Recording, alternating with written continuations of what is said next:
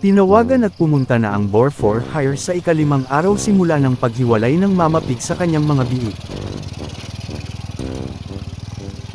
Magandang araw po mga kaibigan.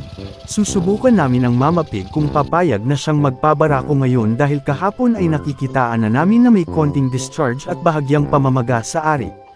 Pinalipas na muna namin ang 1 araw para matamaan ang pinakapik kung sakaling nag-hit na. Silent hitter din kasi ang alaga at hindi makuha sa aming mga back pressure tests at mahalaga ang presensya ng barako para magkaalaman na. Ito rin ang dating barako na kumasta sa kanya. Inaalis lang ang mga harang para makapasok ang barako at sa tingin namin ay papayag na siyang magpabulog ngayon. Hinahanda at ibababa na ang barako sa sakayan.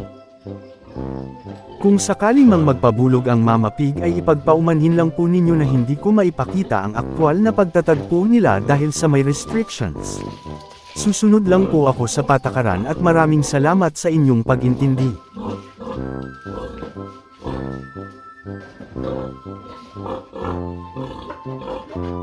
Meanwhile, tagumpay po ang mating process nila at paumanhin muli dahil hindi na ipakita. Successful po ang pagpapakondisyon namin sa Mama Pig at maraming salamat sa Diyos dahil sa kanyang paggabay. Panoorin lang po ang mga aktibidad na ginawa namin bago at pagkatapos mahiwalay ng Mama Pig sa mga biik para masundan ang episode natin ngayon. Salamat po. Nagagalit pa yata ang barako dahil parang nabitin, pero tapos na pong nasimilyahan ang Mama Pig. 5 araw lang po ang lumipas nang mahiwalay ang inahin at napabulugang muli. Isang magandang biyaya po ito pero kailangan pa rin nating maghintay ng 21 at 42 days para ma-confirm na buntis na. Sa ngayon ay isang magandang development na po ito sa amin. Ito po ang sinasabi ko sa nakaraan na episode, kapag hindi natin nabantayan o nalipasan sa pagpapabulog ay maghihintay ulit tayo sa next estress o paglalandi. Ang masaklap pa, paano kung maabutan ng pagkalagas ng mga balahibo niya dahil mas lalong matagal na bumalik sa paglalandi. A few moments later.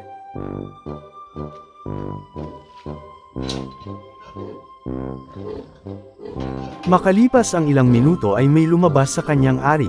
Mga sobrang seminal fluid ng barako, ito po ang nilabas ng barako sa inahin at nag-backflow na. Kabilang na ang mga bilog-bilog na tinatawag na tapioca at normal lang po ito. Maglalagay din po ako ng video link patungkol sa excess seminal fluid at ano ang mga ito.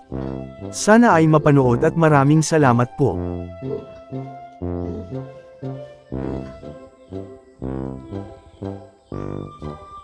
Marami pa sana ang mga ito pati ang semilya mismo ng barako kaso humiga na nang dumating ako, hindi ko lang mapatayo ang alaga dahil wala akong dalang pagkain.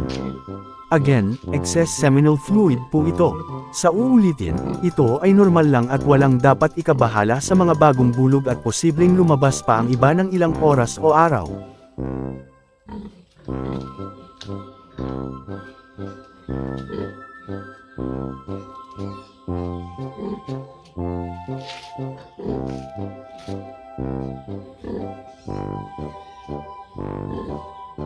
Ang inyong natunghayan ay base lamang po sa aming pamamaraan at experiences bilang backyard raiser. Maaaring hindi angkop ang aming pamamaraan sa ibang mga nag-aalaga. Hanggang dito na lamang po ang aking video. Sana ay inyong nagustuhan at may nakuhang mga simpleng kaalaman sa munti kong ibinahagi. Hanggang sa muli, daghang salamat sa inyong oras sa panunood at happy farming po mga kaibigan.